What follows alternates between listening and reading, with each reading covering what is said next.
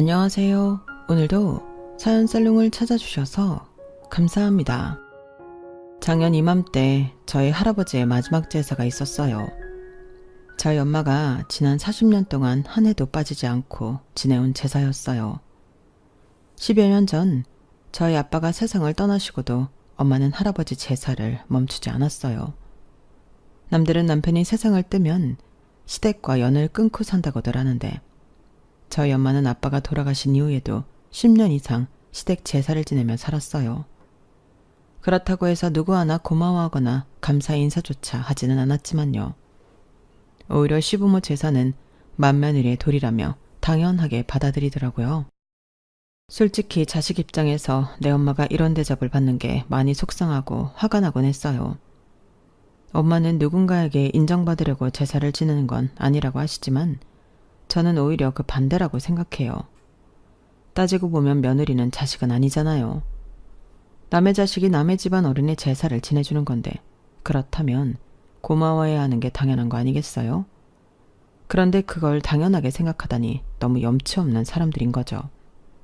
그런데 작년 제사를 기점으로 저희 엄마도 더는 제사를 지내지 않겠다고 선언하셨어요. 순하고 착한 저희 엄마의 마음을 하루아침에 돌아서게 한 사건이 있었거든요. 그럼 지금부터 40여년간 시아버지 제사를 지냈던 저희 엄마가 제사를 그만둔 사연을 전해드리겠습니다. 저희 아빠는 사남매 중 장남이세요. 아빠한테는 2살 아래의 여동생과 그보다 어린 남동생이 둘이 있어요. 아빠는 고등학교를 졸업하고 서울로 상경해 홀로 대학 생활을 하셨어요. 저희 본가가 경기도 용인이거든요. 통학을 하기에는 조금 먼 거리여서 대학 근처에서 하숙을 하셨대요. 그렇다고 생활이 어렵거나 하진 않았던가 봐요. 재학 시절 내내 따로 아르바이트를 하지 않고도 본가에서 학비며 생활비까지 넉넉하게 지원받고 다녔다고 하는 걸 보니 말이에요. 그도 그럴 게 저희 할아버지께서는 정미소를 하셨는데 벌이도 꽤 좋았지만 무엇보다 대대로 물려받은 땅이 많아서 생활이 넉넉한 편이었어요. 고모를 제외하고 세 아들을 모두 대학에 보낼 정도였으니까요. 대학을 졸업한 아빠는 바로 무역회사에 취직을 하셨어요. 그리고 그곳에서 저희 엄마를 만나게 되었죠. 상고를 졸업하고 격리로 일하던 엄마와 연애를 시작했고 2년간의 비밀 연애 끝에 결혼에 성공하셨어요. 하지만 결혼까지의 과정은 그리 순탄하지만은 않았던가 봐요. 저희 외가는 서울에 있었지만 형편이 그리 좋지 못했거든요. 공부를 잘했던 엄마가 대학 진학을 포기하고 상고에 진학해 취업한 것도 가정 형편 때문이었어요. 그래서 저희 부모님이 결혼을 하겠다고 했을 때 친가에서는 반대가 심했다더라고요. 특히 친할머니가요. 꼭 대학 나온 며느리를 바랐던 건 아니지만 그래도 집안이 어느 정도 사는 집이길 바랐던 모양이에요. 이런 바람과 달리 저희 외가는 서울에서도 가난한 축에 속했어요. 거기다 엄마가 번 돈의 대부분은 외가의 생활비로 사용되는 실정이었어요. 그러니 엄마가 시집을 가고 나면 외가에는 큰 타격이 생길 정도였죠. 그렇다고 딸의 결혼을 막아가면서 친정을 위해 희생하라고 할 수도 없었어요.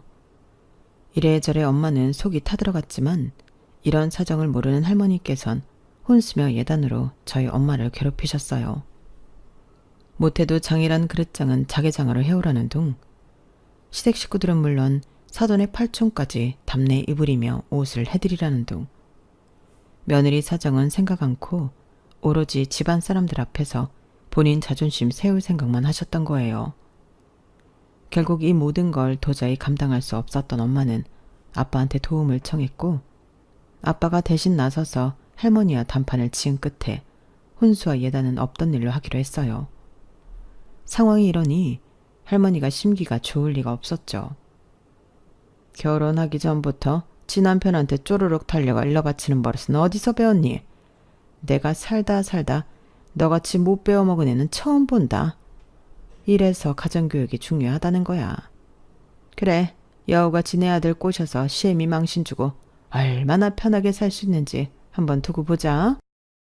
안 그래도 저희 엄마한테 감정이 안 좋던 할머니는 이번 일로 속으로 칼을 가셨어요. 하나만 걸리면 그걸로 가만 안 두겠다는 식으로요. 그리고는 끝내 치졸한 방법을 쓰셨어요. 어머님, 혹시 제가 졸업한 학교에 다녀오셨어요? 그래, 그게 뭐 어쨌다고 그러니? 네가 하도 공부 잘했다고 하길래 그 말이 맞긴 한 건지 확인차 가봤자. 자식은 엄마 머리 담는다고 안 하든? 그러니 며느리가 어느 정도 머리가 있는지 알아보는 건 당연한 거 아니겠어? 왜? 이번에도 우리 상훈이한테 쭈루룩 달려가 일러 바칠 거니? 할머니는 저희 엄마가 졸업한 고등학교에 찾아가 기어이 성적표까지 확인하신 거예요. 저희 엄마를 아끼셨던 고3 때 담임선생님이 연락을 해주셔서 엄마가 그 사실을 알게 되었고요. 정말 황당한 일이 아닐 수 없었죠. 그런데 할머니는 그런 짓을 벌이고도 당당하기만 했어요. 요즘 세상에 시어머니가 며느리 몰래 성적표를 떼어본다면 몰상식한 시어머니로 인터넷 기사에도 났을 거예요. 하지만 그 당시에는 시어머니들의 만행이 정말 도를 지나치던 시절이었던 탓에 저희 할머니의 이런 행동은 좀 유별날 시어머니 정도로만 치부될 뿐이었죠. 저희 할머니가 이렇게 저희 엄마를 못마땅히 했던 데는 사실 다른 이유가 있었어요. 아빠가 엄마랑 사귀기도 전부터 이미 할머니는 아빠의 결혼 상대를 점 찍어 놓은 상태였던 거예요. 할머니가 생각해 두었던 며느리감은 본가 근처에 있는 국민학교 선생으로 아빠와는 한 동네에서 나고 자란 여자였어요. 직업 자체가 당시 시부모가 원하는 최고의 며느리 직업이기도 했지만 그 외에도 이유가 있었는데 그건 바로 그분이 교육자 집안 딸이라는 거였어요. 저희 본가는 돈 있는 지방 유지였지만 남들 앞에 내세울 집안 배경은 없었거든요. 그래서 며느리 집안 배경을 끌어다 일종의 신분 세탁을 하려고 했던 거였어요. 물론 그런 할머니의 계획은 아빠의 고집으로 수포로 돌아갔지만요. 그럼에도 끝까지 포기할 수 없었던 할머니는 저희 엄마가 인사를 간 그날부터 결혼식을 올린 이유까지도 사사건건 비교하기 시작하셨어요. 나중에서야 엄마가 그러시는데 할머니의 그런 행동이 엄마를 많이 위축시키고 불안하게 만들었다고 하더라고요. 언제고 자신을 몰아내고 당신이 원하는 며느리감을 드릴지 모른다는 생각 때문이었죠. 하지만 엄마의 걱정은 현실이 되지 못했어요. 저희 부모님이 결혼식을 올리고 1년 반쯤 뒤 할머니께서 그토록 바라시던 며느리감이 결혼을 했거든요. 그제 할머니는 교사 며느리에 대한 미련을 버리셨어요. 며느리를 바꾸겠다는 바람은 수포로 돌아갔지만 그렇다고 해서 저희 엄마를 온전히 며느리로 받아들였던 것도 아니었어요. 그런 마음이 있는 분이라면 저희 엄마 면전에 대놓고 그렇게 무시하지는 않았을 테니까요. 그것도 저희 엄마의 아킬레스건인 친정을 들춰가면서 말이에요. 고기도 먹어본 놈이 먹는다고 네가 이런 고급 요리를 먹어봤어야 맛을 알지. 간은 내가 알아서 볼 테니까 넌 가서 설거지나 해라. 이래서 며느리도 있는 집에서 들여야 하는 건데 쥐뿔도 없는 집에서 자랐으니 뭘 제대로 먹어보길 했나. 물건 보는 안목이 있길 하나. 하여간에 마음에 드는 구석이 하나도 없다니까. 아무리 마음에 안 차는 며느리라고 해도 그렇지. 면전에 대놓고 사람을 무시하는 건 너무하잖아요. 그런데 저희 할머니는 그런 거에 대해 조금도 개의치 않는 사람이었어요. 언니와 저는 자라는 동안 이런 할머니 때문에 엄마가 속상해하는 모습을 보며 살아야만 했어요. 그러니 당연히 친할머니를 싫어할 수밖에요. 물론 저희 할머니도 저희 자매한테 애정이 없긴 마찬가지였어요. 할머니는 아들 선호 사상이 팽배한 분이었거든요. 남들 다 낳은 아들 하나 낳는 게 그리 힘든 거냐? 남의 집 맏며느리로 들어왔으면 도리는 다 해야 할 거 아니야. 남의 집 대를 끌어놓을 게 아니라면 딴 생각 말고 아들 낳을 생각부터 해. 그런데 참 웃기죠. 그렇게 며느리 도리를 운운하며 저희 엄마를 괴롭히던 할머니가 정작 당신은 아내의 도리를 내팽개 치신 거예요. 제가 태어나고 반년 뒤 할아버지께서 세상을 떠나셨는데 할머니는 이듬해 첫 제사 때부터 할아버지 제사를 저희 엄마한테 떠넘기셨어요. 앞으로 네 시아버지 제사는 네 집에서 지내도록 해라. 장남이랑 결혼했을 때 그 정도 각오는 했을 거 아니니? 하지만 어머님, 저는 아직 제사를 지내본 적이 없는걸요. 누구는 뭐 뱃속에서부터 배우고 나온다니? 다들 배워가면서 하는 거지. 그럼 며느리 두고 나이 든 시애미가 남편 제사까지 지내야겠니? 맏며느리가 뭐니? 이 집의 대소사는 알아서 해야 하는 자리가 맏며느리 자리야. 대도 못 이은 주제 뭘 잘났다고 편히 살 생각만 하고 있어? 잔말 말고 정성껏 제사 지낼 생각이나 해. 태어나서 지금까지 제사라고는 지내본 적도 없고 구경도 해본 적 없던 엄마는 하루아침에 시아버지 제사를 떠안게 되었어요. 아빠는 어차피 나중에 물려받을 제사니까 조금 일찍 시작한다 생각하자고 엄마를 설득했어요. 제수씨도 있고 해수기도 있으니까 다 같이 모여서 지내면 수월할 거야. 어차피 물려받을 제사 조금 미리 받았다고 생각하자. 그때까지만 해도 아빠는 그리 대수롭지 않게 생각했어요. 형제가 사남매나 되는데 어디 일할 사람 없겠냐고 생각하셨던 거죠. 그런데 막상 제사를 지내다 보니 모든 게 엄마 몫으로 떠넘겨진다는 걸 알게 되었어요. 작은엄마는 일을 핑계로 제사상을 다 차려놓으면 와서 밥만 먹고 가는 정도였고, 둘째 작은엄마는 종교상의 이유로 아예 제사에 참여하지 않았어요. 거기다 고모는 자신은 출가 외인이라서 친정 제사에 갈 이유가 없다고 했고, 작은아빠들도 초반에만 몇 번 제사에 참여했을 뿐 이후에는 바쁘다는 핑계로 코빼기도 보이지 않았어요. 자기 부모의 제사 날짜도 기억 못하는 사람들이니 말 다 했죠 뭐. 그럼 할머니는 어땠냐고요? 네 시아버지가 살아생전에 날 좀 힘들게 했니? 툭 하면 여자 문제로 사람 속을 썩이고 술 좀 그만 마시라고 하는데도 그렇게 퍼마시다가 결국엔 그리 가버린 거 아니니? 난 아주 그놈의 영감탱이라면 지긋지긋하다. 그런데 죽은 영감 제사까지 챙겨야겠니? 나 싫다. 그냥 니들끼리 해라. 온 가족이 마치 짝이라도 한 것처럼 할아버지 제사는 저희 집에 떠넘기고 나몰라라 했어요. 사실 그때까지만 해도 그렇게 시작된 제사를 40년이나 지내게 될 줄은 몰랐어요. 처음 제사를 시작했을 때 엄마는 제사상에 올려야 할 종류와 올려서는 안 되는 종류를 책으로 배우고 그 맛을 내기까지 꽤 오랜 시간이 걸렸어요. 옆에서 가르쳐주는 사람도 없고 도와주는 사람도 없었으니까요. 엄마의 이런 노력과는 상관없이 할아버지 자식인 작은아빠들과 고모는 제사에 관심도 없었어요. 지난 40년 동안 고모랑 작은아빠들이 제사에 참석했던 건 손으로 꼽을 정도였으니 말 다 했죠.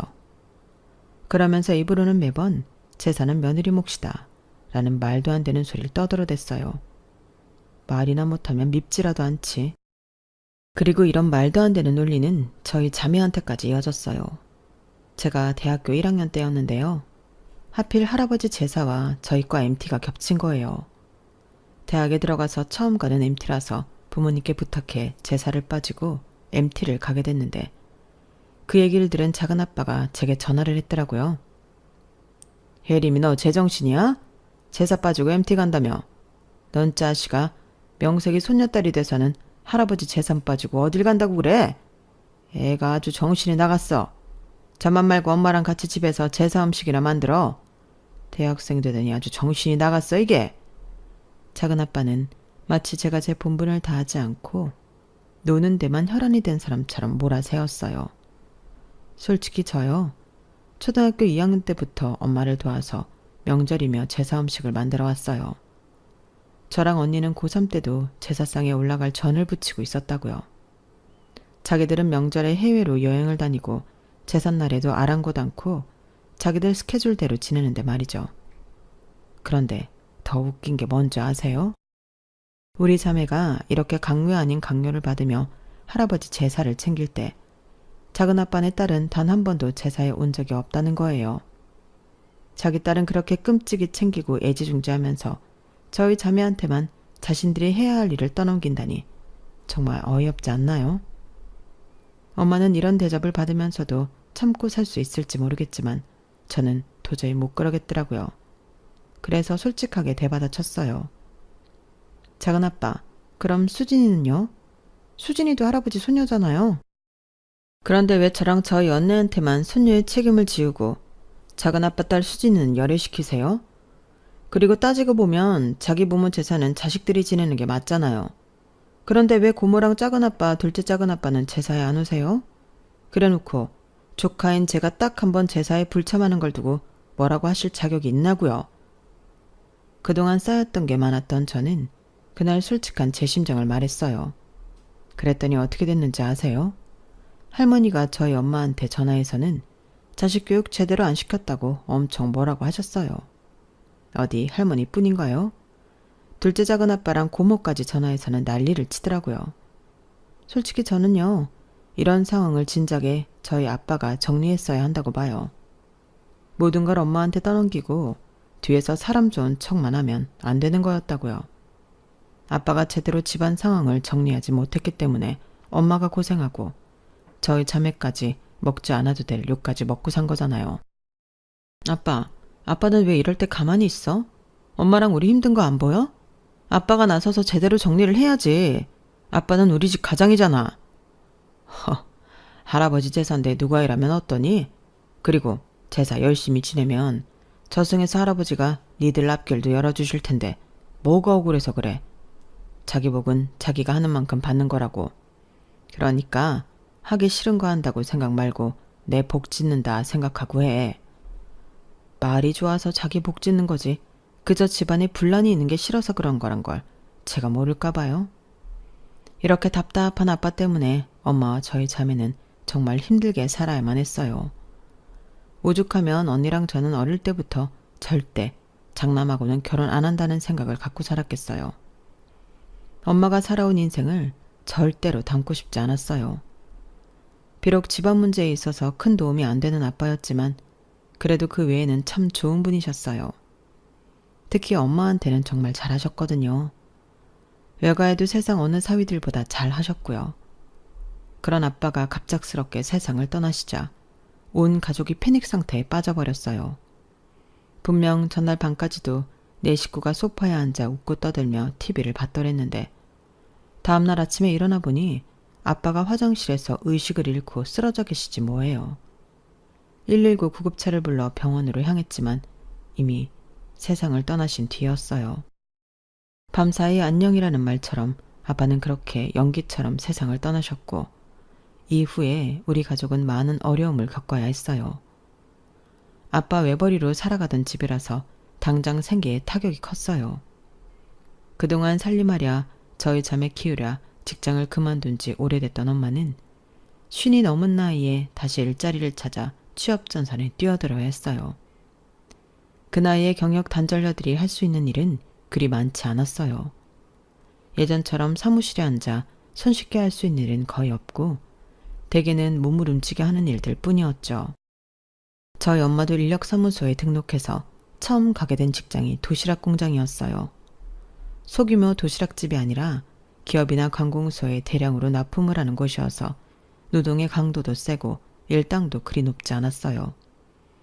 그래도 꾸준히 일을 할 수 있는 자리여서 경쟁이 꽤 치열한 곳이었죠. 저희 엄마도 전임자가 다리를 다치는 바람에 임시로 열흘 정도 일을 할 수 있었던 거였죠. 이후에 엄마가 들어간 곳은 동네 마트 내 채소 코너였어요. 새벽에 들어오는 채소를 소분하고 가격표를 붙이고 시든 상품들을 정리해서 세일 상품을 만드는 등의 일을 하셨어요. 일은 그득 힘들지 않았지만 상황에 따라 다른 파트 업무까지 해야 하고 가게 매출이 줄어들면 눈치가 엄청 보이는 곳이었죠. 이런저런 이유로 하루살이처럼 품팔이를 하던 엄마는 반년이 다 돼서야 오래 일할 수 있는 자리를 얻게 되셨어요. 을지로에 있는 평범한 밥집이었는데 주변에 회사가 많아서 점심시간 때 매출이 꽤 높은 편이라고 했어요. 가게 규모도 작고 사장님과 주방 이모님 그리고 홀 서빙을 하는 저희 엄마까지 총 3명이 일하는 곳이었어요. 처음엔 가게 규모만 보고 바쁘면 얼마나 바쁠까 생각했던 엄마는 첫날 일을 해보고는 혀를 내두를 정도였대요. 별거 아닌 백반집인데 정말 끊임없이 사람들이 들어오는 거예요. 합석은 기본이고 따로 주문을 받을 것도 없이 손님이 자리에 앉으면 명수에 따라 밥상이 나가는 시스템이었어요. 점심시간 피크타임에 정신없이 장사를 하면 하루 매출의 80~90%가 나오는 집이라서 점심 장사 이후에는 여유가 있다는 장점도 있었어요. 하지만 무엇보다 엄마가 이 직장을 마음에 들어했던 건 바로 함께 일하는 사장님과 주방 이모님이셨어요. 본의 아니게 저희 엄마를 포함해 세 분 모두 남편과 사별한 과부였는데 그래서 서로 대화도 잘 통하고 서로의 사정도 잘 이해해 주었거든요. 하지만 마치 오래된 사이처럼 잘 통하는 사람들이었지만 그럼에도 불구하고 두 분이 저희 엄마를 이해하지 못하는 부분도 있었어요. 그건 바로 제사였어요. 마침 그해 저희 할아버지 제사가 수요일이어서 엄마가 그날은 반타임만 일하면 안 되겠냐고 부탁을 한 거예요. 점심 장사 마치고 집에 와 제사 준비를 할 생각으로요. 그랬더니 사장님과 주방 이모님이 깜짝 놀라시더래요. 아니 남편도 죽고 없는데 그 집 시아버지 제사를 지낸다고? 시어머니랑 시동생들도 안 온다며. 그래도 어쩌겠어요. 수십 년을 지내던 제사인데 남편 떠났다고 그만둘 수는 없잖아요. 아이고 효부 났네 효부 났어. 그럼 시누이랑 동서들도 와서 일 좀 거들라고 그래. 자기가 무슨 용가리 통뼈야? 점심장사하고 가서 무슨 힘으로 제사 음식을 준비해? 난 아주 점심장사만 끝내면 진이 다 빠지는데. 불러서 올 사람들 같았으면 왜 제가 지금껏 딸들을 데리고 제사를 지내왔겠어요? 안 와요. 처음엔 저도 그게 야속해서 남편 때문에 억지로 제사를 지냈던 건데 그렇게 수십 년 지내다 보니 이젠 그저 우리 애들 잘 봐주십사 하는 마음으로 지내게 됐지 뭐예요. 사장님과 주방 이모님은 이런 저희 엄마를 두고 답답해하면서도 한편으로는 안타까워하셨어요. 자기네 시댁 얘기를 들어보니 그렇게 공들일 사람들이 아닌 것 같은데 참. 남의 시집 흉보는 것 같아서 그렇지만 그런 인간들은 절대 안 변해. 엄한 남의 집 딸 부려서 지네 집 제사 챙기려는 인간들이 다른 거라고 제대로 된 인간들이겠어? 에휴, 나중에 마음이나 안 다칠까 걱정이네.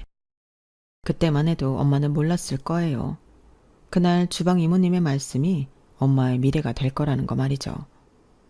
아빠가 돌아가신 이후에도 수년간 엄마는 할아버지께 제사를 열심히 모셨어요. 더불어 아빠 제사도요.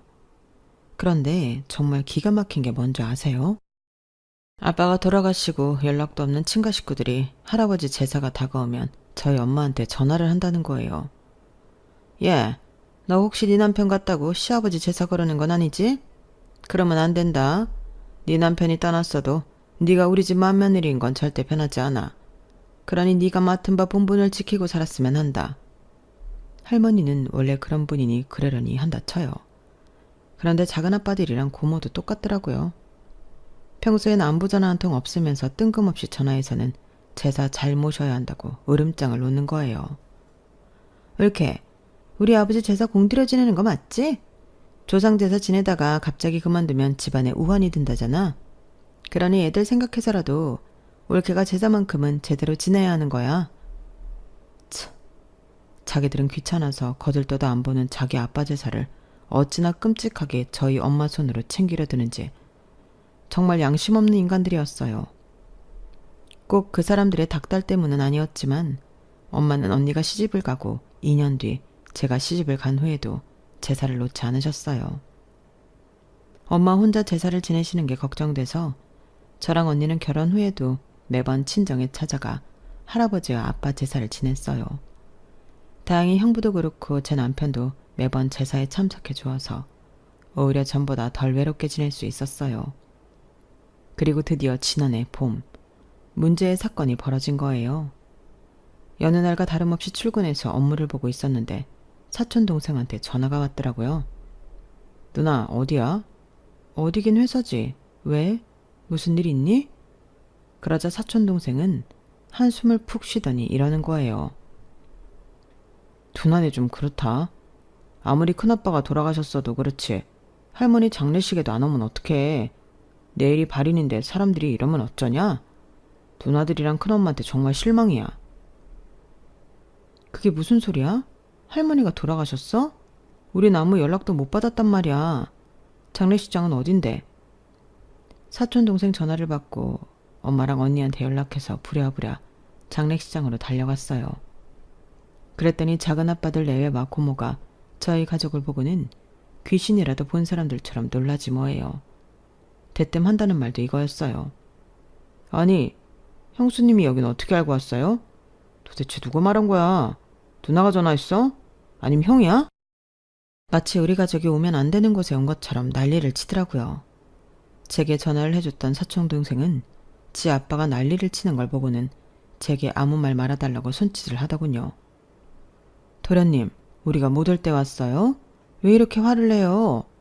그보다 어머님이 돌아가셨으면 저희한테도 진작 전화를 해줬어야죠. 어떻게 창례가 한참 진행된 뒤에야 알게 해요? 그러자 작은아빠가 귀찮다는 듯이 말을 툭 던지더라고요. 아니, 형도 간마당에 우리가 왜 형수한테 우리 돌아가신 엄마 소식을 전합니까? 그 말에 엄마는 충격을 받은 듯 했어요. 아니 도련님, 그게 무슨 소리예요? 그이 떠났으면 우리는 이 집 식구 아니란 소리예요? 아, 당연한 걸 뭘 물어요? 그러자 엄마는 주먹을 부들부들 떨며 소리쳤어요. 아니, 그런 사람들이 아버님 재산을 왜 나한테 맡깁니까? 해마다 전화해서 재산 멈추지 말고 지내란 소린 왜 하냐고요? 그동안 잠 잡고 있어주니까 제가 아주 호구로 보입니까? 자기들 필요할 때 실컷 뿌려 먹으면서 이제 필요 없어지니까 남보다 못하게 구는 거냐고요. 왜? 내가 유산이라도 떼어달라 그럴까봐 어머님 돌아가신 거 쉬쉬한 거예요? 그때까지 빈정대는 모습으로 우리 가족을 보고 있던 작은 아빠들과 고모는 엄마의 그 말에 순간 얼어붙고 말았어요. 표정을 보니 내 말이 맞는 모양이네. 내가 그동안 말 않고 사니까 바보 멍청이로 알았던 모양인데 이보세요. 나도 세상 물정 다 알고 유산 분배에 대한 법도 익히 들어 알고 있어요. 비록 우리 그이가 세상은 떠났어도 어머님 유산 받을 자격이 있다는 것쯤은 나도 다 안다고요. 솔직히 엄마가 그 말을 할 때까지도 언니랑 저는 그게 가능한지 모르고 있었어요.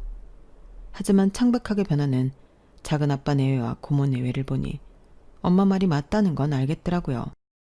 아니 옳게 뭔가 착각을 한 모양인데 세상에 그런 법이 어딨어? 남편 죽으면 시댁이랑은 연이 끊어지는 건데 어떻게 시어머니 우산을 받겠다고 그래? 말도 안 되는 소리 그만하고 영정 앞에 인사하고들 돌아가. 고모는 애써 침착한 척 연기를 하며 저희 엄마를 달래서 보내려 했어요. 하지만 평소와 달리 잔뜩 힘이 들어간 엄마는 고모의 말을 순순히 따르지 않았어요. 손바닥으로 하늘을 가리세요. 어디 그런 말도 안 되는 소리를 하십니까? 유산 상속에 대해 잘 모르겠으면 길 건너 변호사 사무실에라도 가서 물어보세요. 남편이 시부모보다 먼저 세상을 떠났을 때 배우자가 남편을 대신해 유산 상속자의 자격을 갖는다는 거 나도 다 알고 있어요. 그래서 우리한테 어머님 돌아가신 거 숨긴 거잖아요. 안 그래요? 여기 올 때까지만 해도 사실 유산에 대해 별 마음이 없었는데 당신들 하는 꼴을 보니 안 되겠네요. 내 남편 몫의 유산 한 푼도 빼먹지 않고 다 받아내야겠어요.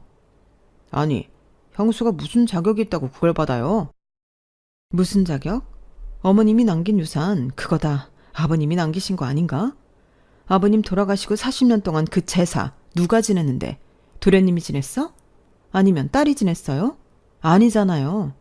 내가 어린 내 딸을 데리고 40년 내내 지내왔다고. 자격을 논한다면 지 부모 제사도 나 몰라라는 니들보다는 내가 더 자격이 있지. 자식으로서 부모한테 해야 할 도리는 안 하고 돈만 챙기려는 니들은 솔직히 아버님 유산 받을 자격도 없다고. 아무튼 난 당장 변호사 선임해서 내 몫의 유산 받아낼 테니까 그렇게들 알아요. 얘들아, 가자.